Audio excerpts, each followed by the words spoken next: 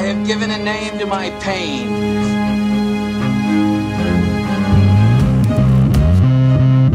The Batman.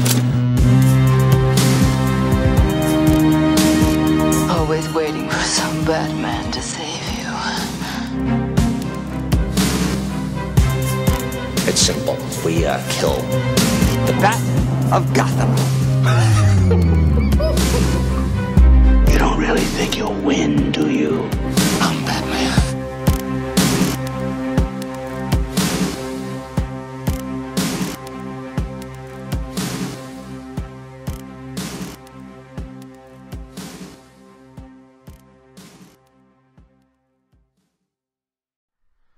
Hey now, welcome to episode number 34 of the Batman on Film blog, which that name will be changing shortly, I guess, by this, it's end of October. Might as well wait till after January, or after the end of the year. Yeah, right, Rick? Which is around the corner. Yeah, now, so might as well wait till then. 2018 is almost in the rearview mirror, man. Can you believe it? Yeah. I mean, it's flying by now, man. It's the 25th. My God. Oh, anyway, episode 34. It's been a long time since you and I've done one of these for whatever reason, so we're going to just cut right to the chase. Of course, I'm the founder and editor-in-chief of Batman on Film, Jett, Ramey, and with me is Rick Shew. Hello, Rick. We've already talked a little bit, but how are you doing today, and how's things in Plano, Dallas area? You getting a bunch of rain? A lot of rain, Bill. Yeah. Took my 7-year-old camping over the weekend to Possum Kingdom Lake. Popular Toady song for those that remember that band. Anyway, it rained on us and then it cleared up and we had a great weekend. But it's been rainy back in Dallas since I've been home. All right, no more weather talk. Let's just cut right to the chase. Wow, that was a little curt. Look, it's been raining every day here and it's been relatively cold.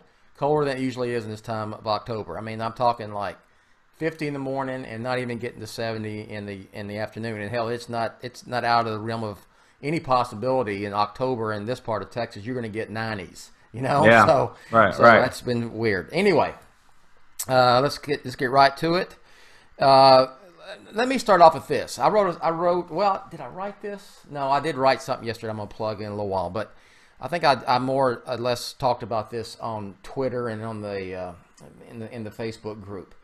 Let me say this: there is no need for Warner Brothers to do something gimmicky, gimmick it up, to try to correct the course of DC on film. They don't need to do a flashpoint where all of a sudden now the characters are either played by someone else or they're whatever. They don't need any of this stuff.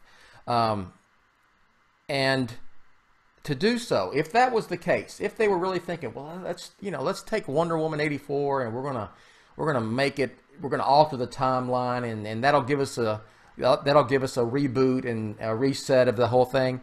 That's idiotic. There's no reason to draw any more attention to what didn't work before. Just move the F on. But what is and not to mention anybody specifically, I've seen a lot of rumors going around online. I don't even want to bring it. I don't even want to mention specifically. But no, I don't either. I'm just curious. But is that the catalyst for all this for you? Is that kind of, yes. I mean, a lot of the chatter. Yeah, okay, and it's just you just move on. You just move on, and you forget about BVS, you forget about Justice League, and you move on. You keep what works. For example, Gal Gadot and Wonder Woman. You eliminate what didn't, which is basically BVS and Justice League, and you don't have to address it ever again. Mm-hmm. And I don't.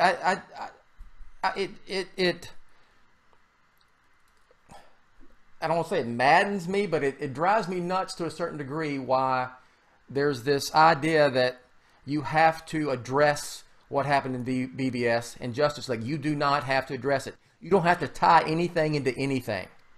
And that's another subtopic I'll get to in a second. So just move on. I'm willing to bet Wonder Woman 84 is not going to allude to BVS or Justice League at all. Well, and for one thing, it's set, what, 30 years before the events of those two films, and plus, you know, it's just going to be its own thing. Same with Aquaman. Yeah, you know, I mean, look, Aquaman probably wouldn't have gotten made if it had not started filming before Justice League. And that's just the fact of the matter.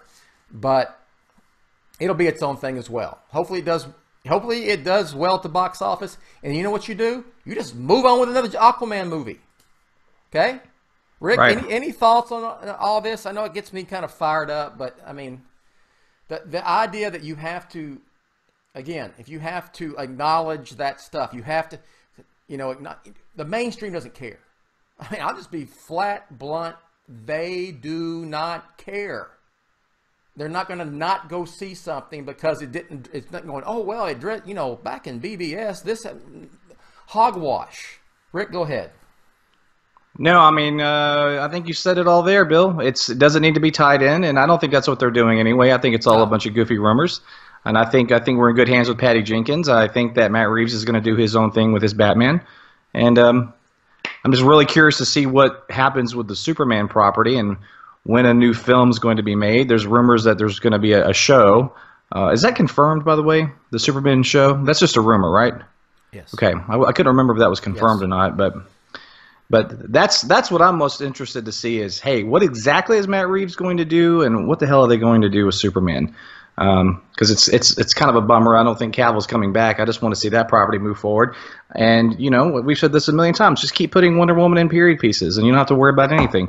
It'll be interesting to see what happens with Aquaman, because if this film doesn't work and comes out in December, right? Yep.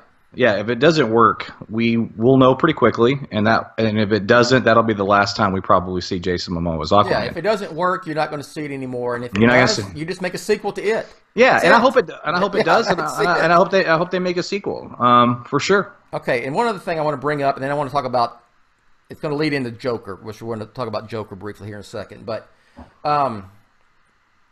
You mean the prequel to Batman '89? Don't even get me. You're trying to bait me and get me. You're trolling me. You're trolling me. Now you make me lose my train of thought. A little bit. You're Okay, talking about now Joker. I remembered. All right. So I think we talked. I don't think we talked about this on a podcast or a vlog. And if we did, whatever. We'll talk about it again. But I know we talked about. Had several conversations on the phone about it with Shazam. Now that it's pretty damn clear that Affleck isn't coming back and Henry Cavill isn't coming back as Superman, and they're going to just do away with that. And they put all that Man of Steel BVS stuff in the background, kind of, in that only trailer we've seen, and in some of the publicity stills in Shazam. Don't you think now they've got to tweak that movie to make sure there's not an overt? It's not overt that stuff is that's in the same universe. Do you know what I mean? But you know what I mean? No. Yeah, I've thought about that a lot because it was a lot more on the nose than I thought it was going to be. The references to those films, you know, because remember I was speculating that it could be, and I got chastised for this, but those things could be movie props or whatever, as opposed to actual newspaper articles about the events, the events that very literally transpired in Man of Steel and B versus S. But it's there, and it's heavy on that first trailer and in those first stills that Entertainment Weekly released. So if indeed Matt Reeves' Batman is a reboot and if Henry Cavill's Superman's done, which unfortunately sounds like it is, what are they going to do with that? It would be a little odd that they would reference that in that particular I think manner. It's so on the nose, you know. It's probably an easy fix and something that doesn't even require reshoots. It would be all in editing. You know what I mean? Yeah, it'll be interesting. They may just keep it and roll with it, and that would be weird, but they may. I don't know. It just depends. It depends on what those scenes are specifically that incorporate that memorabilia, if you will. You know, but you can't if you're sprinting away from something like Warner Brothers is with BVS and Justice League. It's not a good idea to reference that in a movie that's coming up here next spring. Yeah, but the only thing about that's really interesting is that by the time that first trailer rolled out, they were pretty. It's not like this happened overnight. You know, this has kind of been it has been a gradual sort of slow bleed. in terms of these transitions. So I'm curious why it was there in the first place. Well, let's be fair. Or just be correct when we talk about chronology and timeline.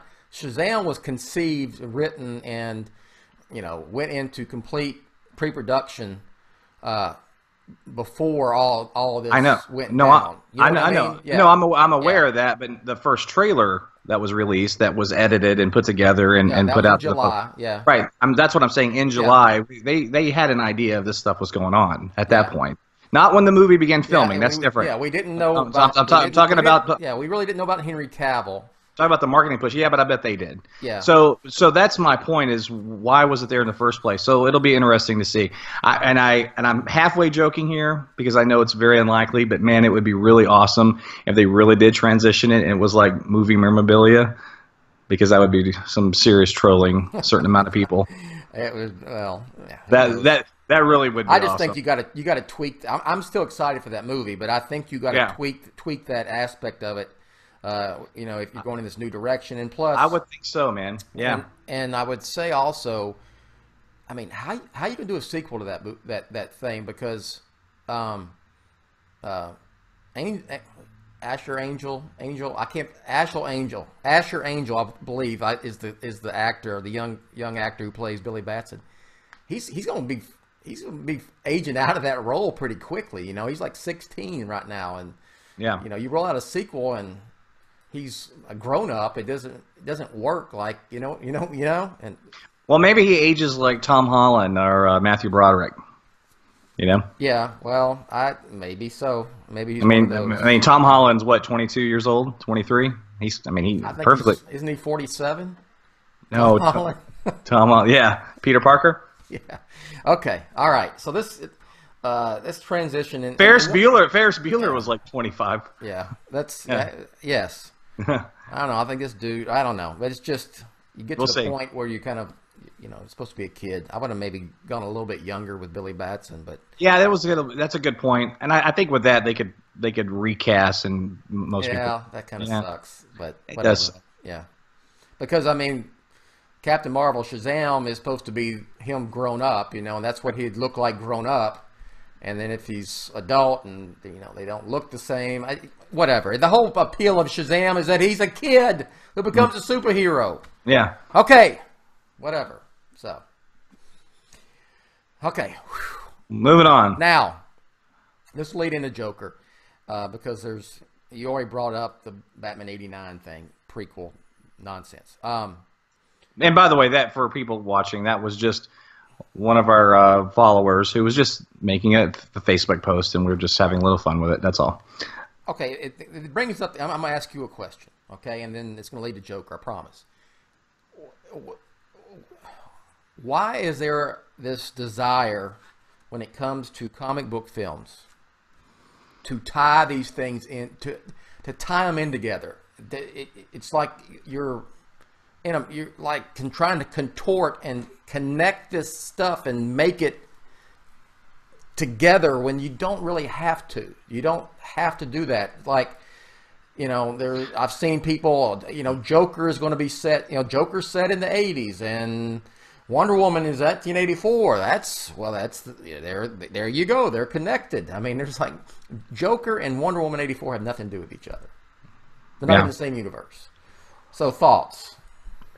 Well, if you're wanting me to get in the head of people that want that, okay, I'll put it. Let me ask you this way, because I don't want to insult anybody, because I get it. A lot of people want that, and it's valid, and I respect that. But let me say this though. I think a lot of people also look at the success of Marvel, and it's a fair point. And a lot of those movies are really great, and what they've done with the Avengers and etc.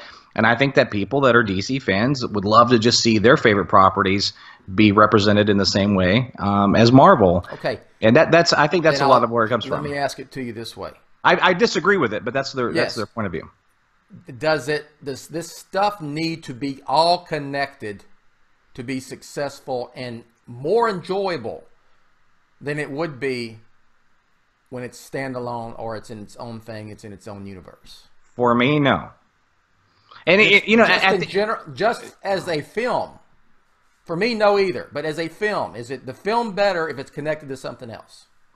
Well, look, I guess there's different schools of thought if you're depending on what filmmaker you're talking to. But my opinion on that is that if you don't have those kind of restrictions where you're having to say, well, I've got to, in order to move this piece here, I have to take in consideration what's happening in this movie over here or this character in this other film over here.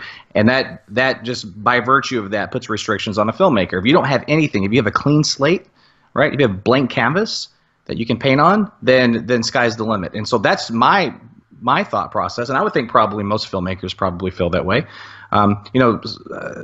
Snyder has talked about writing Batman in Justice League and talking about the restrictions that he had to adapt because he was writing him solo. I mean, that's kind of a good frame of reference for, Scott and that's Snyder, Scott Snyder, yeah, and obviously that's in the comics, but it goes to the heart of what I'm talking about is that when you can just focus on that character and that world that he inhabits or she inhabits, I just would feel like that would be a lot easier. You don't have handcuffs on you. Yes, and I think right now with Scott Snyder, not Zack Snyder. With what happened to the BVS Justice League debacle, and you're getting away from it.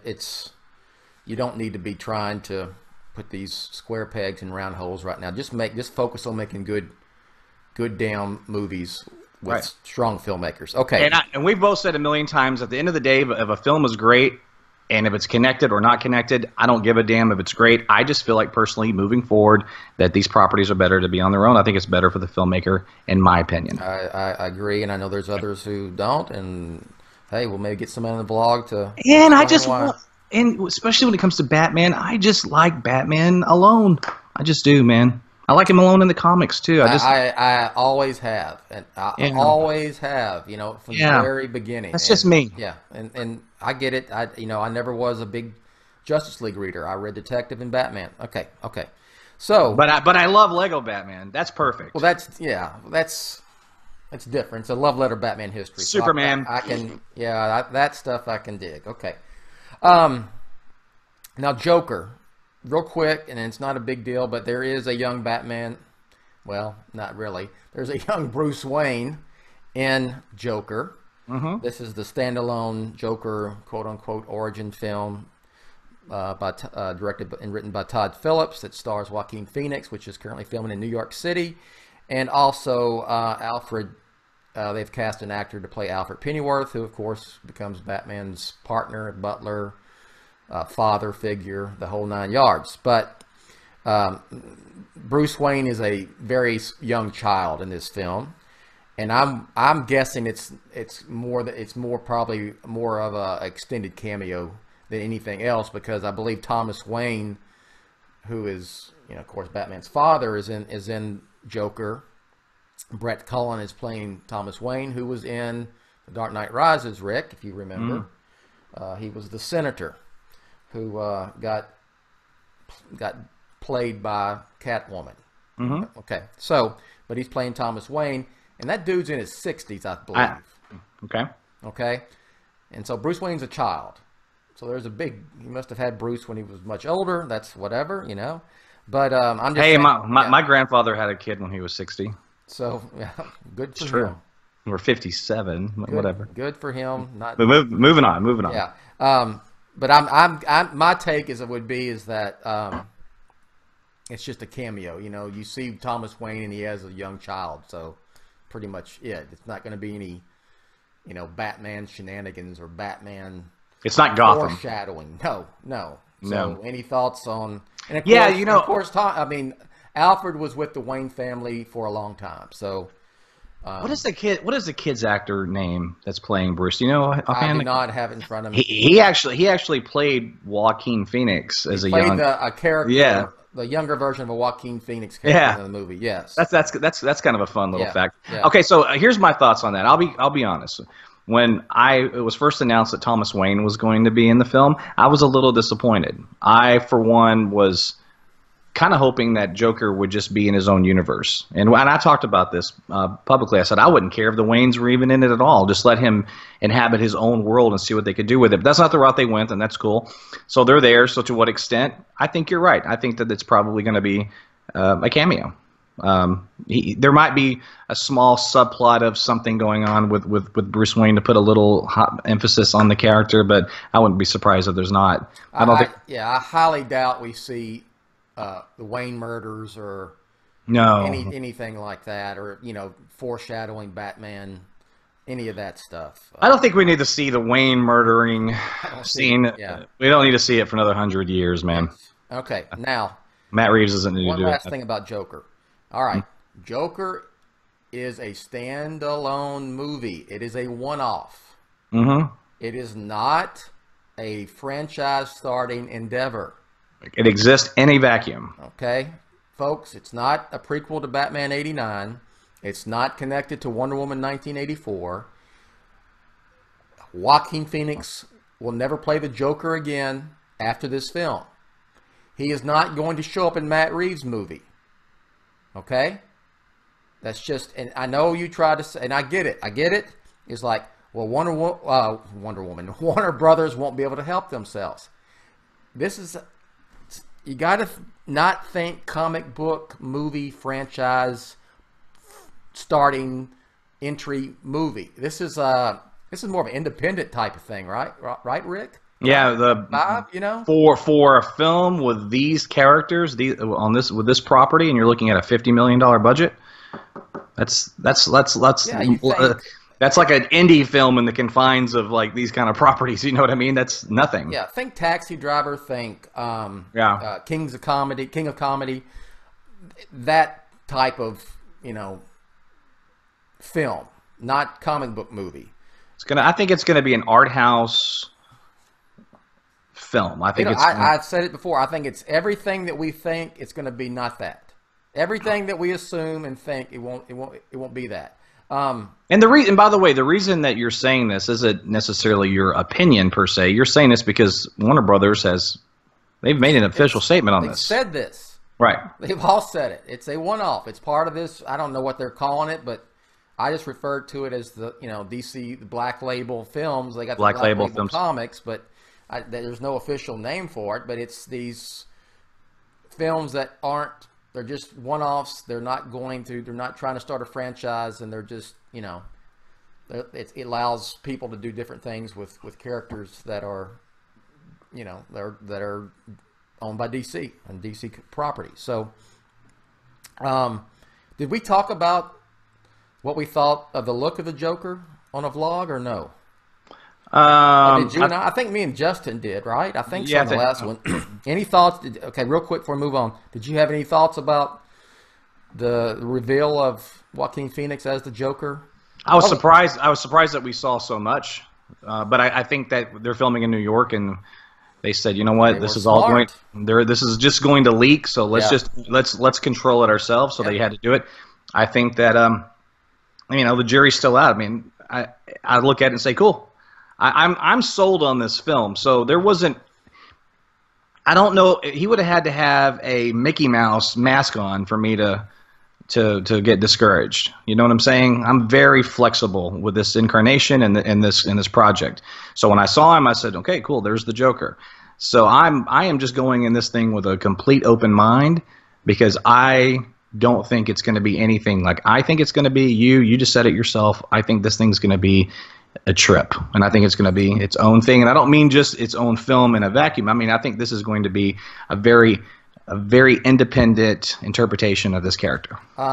What's going to have to win me over, and I'm very open-minded to it, but it goes against. I'm one of those who doesn't want to know Joker's backstory. Okay, right. I just like the fact that he's the Joker, and that's it. Right. I don't all the more reasons I didn't want to have the Waynes in it. That would be work better because then it just more subconsciously becomes not that Joker, and then it doesn't matter if there's a backstory. But I agree with you. Yeah. For the most part. The film, when I see it, I'll determine whether that aspect of my Joker sensibilities affects my my opinion of the film. Hopefully it doesn't. I am looking forward to it. Everything I've seen, I've liked. I like what they're doing. These offshoot, one-offs, movies like this, and I hope they do more of them. I really do. I hope they do. I like the Jack Napier stuff in the White Knight run, and I like it in Batman '89. So it has worked for me before. Yeah. But I prefer the Chris Nolan Dark Knight approach, where he just is, and you don't know anything about him, nor should you. It's multiple choice, which Right. they worked that into the Dark Knight actually. So, Yeah. okay. Anything else about Joker? I think we're good on that, right? Yeah. So I know our good friend Michael Uslan, who was a executive producer on Joker, visited the set because he posted a picture on his Facebook. So it'd be interesting to like to know what he thinks, but he probably won't tell me. So it's neither here nor there. All right. All right. Wonder Woman 84. We mentioned a few times. Wonder Woman has been moved. It's been pushed into 2020.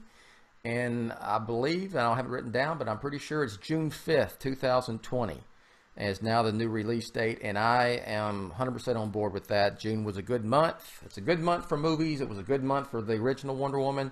I wanted it to be a June movie, the sequel, and I'm glad they moved it. So, thoughts, Rick? I am too. Am I, for self-serving reasons, am I bummed that I'm not getting Wonder Woman next year? Yeah, I am, because I'm looking forward to that film. But we get a lot of cool stuff next year. So we're going to get Shazam, and we get Star Wars Episode 9, and then so it'll still be a great year. And then 2020, we'll get her, put her back where she belongs, man. If it's not broke, don't fix it, right? That was a good month for her. There's good mojo. Let's keep that mojo going. I want that film to do well, man. I don't believe there's any other reason other than the fact that date was open and it was a good date for the original, and they said let's make it a June film. I mean, it's going to lead to me talking about our last topic here in a second. I don't think it's not because there's any trouble on the production. I don't believe there's any. It's for they've. Now, going back to our original topic of trying to gimmick up and trying to insert some sort of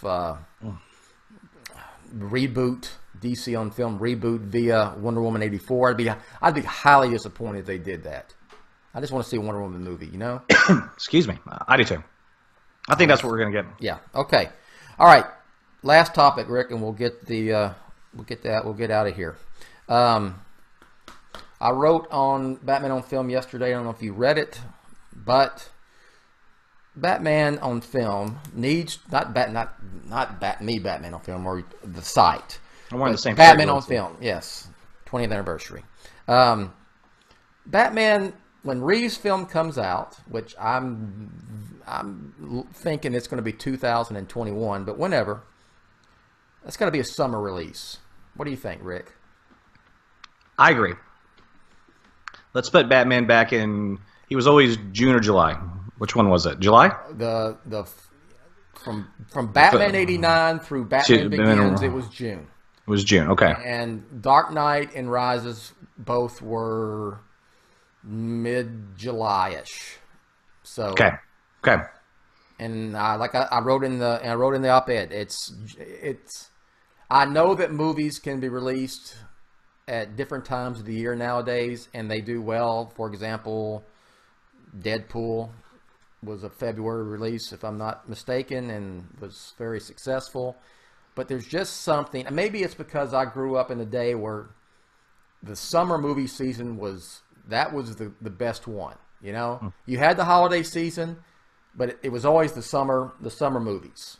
You know, and I think about Batman '89 and how fun that was, and then the Dark Knight, but all of them were always released in the summer, and I just always equate Batman to summer and it being a big, event type of thing. Sure, that's what I want to see again. So, when I was 14, and I went and saw Batman '89 in the theater 20 plus times, man, no exaggeration.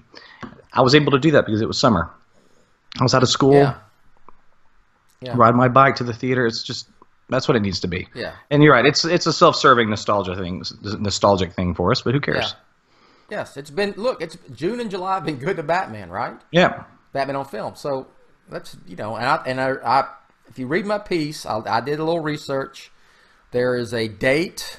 There are two dates in 2021. There's one, I think it's like the 23rd or 21st, somewhere around there of June, which is right in there with when Batman '89 was released, that third weekend, that third part of June. And then There's a month later, there's one around the 16th, 17th, 18th of July. That's right up there with Dark Knight and Rises. So, hey, come on, Warner Brothers.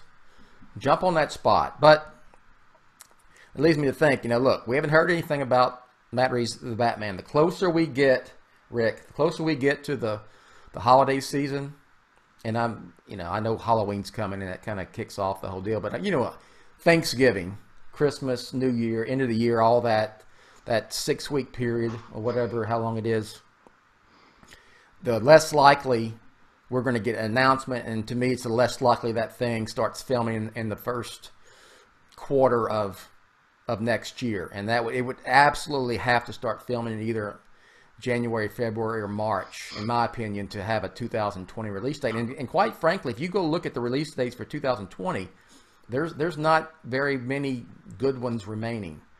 And Warner Brothers has a tentpole film already for the winter of 2020. I think it's one of the, what's that, Fantastic Beast? Yeah, one of those. I think the third one of that comes out then. So, that's my take. Move Batman back to the summer.